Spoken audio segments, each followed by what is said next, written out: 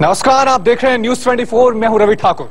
गोमांस, गाय की तस्करी या गो हत्या, ये देश में इन दिनों शायद सबसे बड़ा मुद्दा बन गया है। इसकी वजह से देश में सांप्रदायिक तनाव बढ़ता जा रहा है। गौरक्षा के नाम पर हत्याएं हो रही हैं। लेकिन आज हम आपको इस मुद्दे की असली वजह बताएंगे। आपको दिखाएंगे आखिर गाय तस्करी का यह कारोबार कितना बड़ा है। गाय तस्करी का वो सच आपको दिखाएंगे जिसे देखकर यह साबित हो जाएगा कि इन दिनों जो कुछ हो रहा है वो सिर्फ कोरी राजनीति है और कुछ नहीं। आपको जिले में ले जाएंगे जहां सबसे ज्यादा गाय की तस्करी होती है। देखिए न्यूज 24 की एक्सक्लूसिव रिपोर्ट।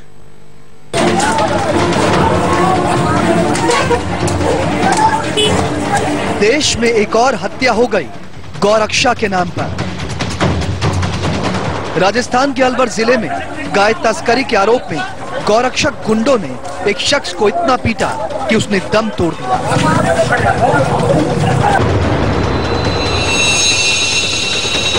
पूरे देश में इस वक्त गौमांस और गाय की तस्करी बड़ा मुद्दा बना हुआ है। गौरक्षा के नाम पर बेखौफ होकर हत्याएं हो रही हैं। गाय तस्करी का ये मुद्दा आज का नहीं है, सालों पुराना है। लेकिन जो सांप्रदायिक माहौल इन दिनों फैल रहा है वो कभी नहीं हुआ। ये कुछ और नहीं, सिर्फ भद्दी राजनीति है। आज न्यूज 24 आपको गाय की तस्करी का पूरा सच दिखाएगा। आपको दिखाएंगे आखिर क्यों कड़े कानून के बावजूद होती है गाय की तस्करी। उस बॉर्डर की एक्सक्लूसिव तस्वीरें दिखाएंगे जहां गाय की तस्करी सिर्फ तस्करी नहीं, करोड़ों अरबों रुपए का खेल है।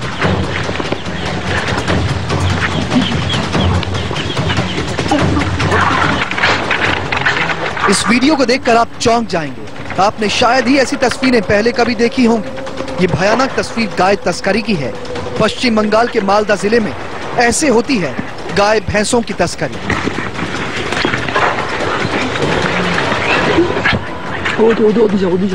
रात के अंधेरे में नाइट विजन कैमरे से बीएसएफ ने ये तस्वीरें रिकॉर्ड की हैं। गायों को बॉर्डर पार करवाने के लिए बांस का एक जुगाड़ बनाया जाता है। बांस के डंडे में फंदा बनाकर गाय को लटकाया जाता है और बॉर्डर पार बांग्लादेश में भेज दिया जाता है। ऐसे ही बिना फेंसिंग काटे तस्कर एक दिन में कई जानवरों को बॉर्डर पार करा देते हैं। इस दौरान बॉर्डर के दोनों ओर हथियारों से लैस तस्कर मौजूद रहते हैं। सीमा पर फेंसिंग पर नजर रखने के लिए बीएसएफ के जवान 24 घंटा मुस्तैद रहते हैं। यह फेसिंग का इलाका है जो आप देख रहे हैं। इस फेसिंग के उस तरफ का जो इलाका है वहां पर करीब नो मैंस लैंड है। और उसके अलावा जो आप सफेद पट्टी देख रहे हैं उसके बाद बांग्लादेश का बॉर्डर शुरू होता है। ठीक इसी तरीके का चेक बॉर्डर वहां भी है बांग्लादेश की तरफ। लेकिन जैसे जैसे दिन ढलता है तस्करों की सक्रियता बढ़ती जाती है और उस दौरान बीएसएफ को भी इन पे नजर रखने में काफी परेशानी होती है, क्योंकि जवानों की तैनाती होती है, पेट्रोलिंग होती है। लेकिन बावजूद इसके तस्करों और बीएसएफ के जवानों के बीच लुका छिपी का खेल शुरू हो जाता है। तस्करी का दूसरा तरीका देखिए। मालदा में भारत बांग्लादेश बॉर्डर पर बाढ़ के बीच एक लकड़ी का तख्ता लगाया जाता है। गाय को उस पर लिटाया जाता है और फेंसिंग को हल्का ऊपर उठाकर दूसरी ओर बांग्लादेश पहुंचा दिया जाता है।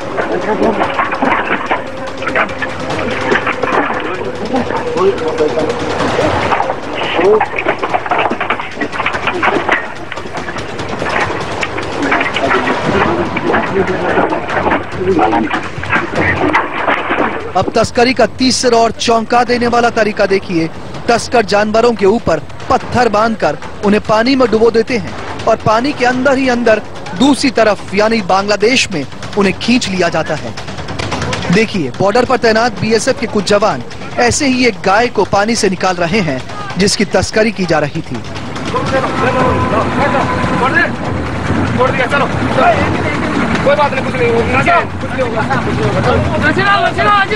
मालदा में तस्करी के लिए जानवर देश भर से लाए जाते हैं। इसके बाद कालियाचक वैष्णव नगर इलाके से फेंसिंग से इन्हें बांग्लादेश बेच दिया जाता है। मवेशियों की तस्करी में वही लोग शामिल होते हैं जो जाली नोटों और हथियारों की तस्करी करते हैं। मालदा से सटे भारत और बांग्लादेश की सीमा पर सक्रिय पशु तस्करों का नेटवर्क काफी तगड़ा होता है। यही वजह है कि स्थानीय प्रशासन और बीएसएफ के अधिकारी भी इनके खिलाफ कार्रवाई करने के पहले 100 बार सोचते हैं। ये तस्कर सिर्फ मवेशी की तस्करी ही नहीं करते, बल्कि इनका संबंध जाली नोटों की तस्करी और हथियारों की तस्करी करने वाले गिरोहों से भी होता है। और कई बार ऐसा होता है कि जब बीएसएफ कार्रवाई करने के लिए जाती है तो मुठभेड़ तक की नौबत आ जाती है। मालदा और बांग्लादेश की सीमा पर सबसे ज्यादा मवेशियों की तस्करी होती है। मालदा से सटे बांग्लादेश की सीमा के अंदर सैकड़ों की संख्या में बूचड़खाने हैं। भारत से तस्करी कर गाय और भैंस इन्हीं बूचड़खानों में जाती हैं। बताया जाता है कि इस इलाके के बूचड़खानों से तैयार बीफ को पाकिस्तान और दूसरे देशों तक सप्लाई किया जाता है। वैसे तो सालों भर इस सीमा से तस्करी होती है, लेकिन बरसात के दिनों में मवेशियों की तस्करी ज्यादा बढ़ जाती है। भारत सरकार पशुपेश में है कि क्या करे क्या ना करे, क्योंकि इसके पीछे सबसे बड़ी वजह है पैसा, जो गाय की तस्करी से कमाया जाता है। गाय तस्करी के पीछे 3000 करोड़ का सच देखिए अगली रिपोर्ट में। अमिताभ ओझा, न्यूज़ 24, मालदा, पश्चिम बंगाल। दरअसल सच्चाई यह है कि गो तस्करी के पीछे कोई धर्म नहीं है, न हिंदू न मुसलमान। इसके पीछे है पैसा, अथाह पैसा। गाय तस्करी का कारोबार सोने की तस्करी से कम नहीं माना जाता। इसके लिए इसके पीछे काम करता है एक अलग अंडरवर्ल्ड। एक गाय की कीमत जो भारत में 500 से 1000 रुपए होती है, वो देश से बाहर जाते ही 20,000 रुपए तक हो जाती है।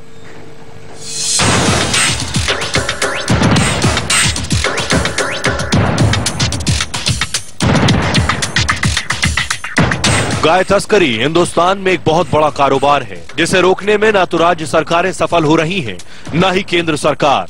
आपको सुनकर हैरानी होगी कि हिंदुस्तान में पशुओं की तस्करी का यह कारोबार सालाना करीब $500 मिलियन का है, यानी करीब पूरी दुनिया के मुकाबले भारत में सबसे ज्यादा पशु पाए जाते हैं। इसलिए पशु तस्करी का यह कारोबार बढ़ता जा रहा है। दरअसल गाय और भैंसों की ये जितनी तस्करी होती है, ये होती है बांग्लादेश के लिए। पंजाब, हरियाणा, हिमाचल, यूपी, बिहार, मध्य प्रदेश से तस्करी की जाती है। ये सीधे पहुंचती है पश्चिम बंगाल और यहां से स्मगल कर दी जाती है बांग्लादेश में। बांग्लादेश बहुत बड़ा इंपोर्टर है बीफ का, और वहां सबसे ज्यादा बीफ जाता है भारत से, क्योंकि बांग्लादेश के 90% से ज्यादा लोग बीफ खाते हैं। इसके अलावा बांग्लादेश सबसे बड़ा बाजार है बोन चाइना का, से बने क्रॉकरी का और फिर चमड़े के उत्पादों का। भारत से जितने भी मवेशी जाते हैं वो वहाँ गैर कानूनी नहीं होते हैं। एक अनुमान के मुताबिक रोजाना करीब 20,000 पशु, जिनमें गाय और भैंस दोनों होती हैं, भारत से बांग्लादेश स्मगल की जाती हैं। इसकी कीमत होती है करीब $81,000। जिस गाय की कीमत भारत में 500 से 1000 रुपए होती है, वो बांग्लादेश में बेची जाती है 15 से 20,000 रुपए में।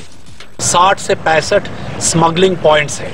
बहुत सारे स्मगलिंग पॉइंट्स असम के अंदर है, बहुत सारे बंगाल में है, और हर पॉइंट में कुछ ना कुछ ऐसे ही आदान प्रदान चलते रहता है।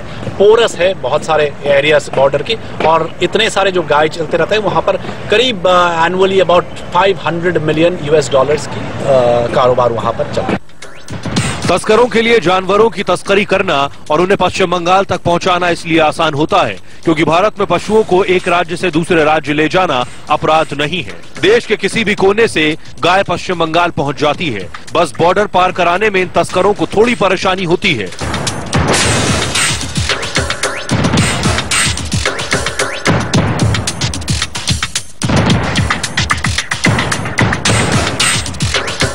भारत और बांग्लादेश की सीमा करीब 4000 किलोमीटर लंबी है, जो असम तक पहुंचती है। इसके बीच घने जंगल हैं, पहाड़ियां हैं, नदियां हैं।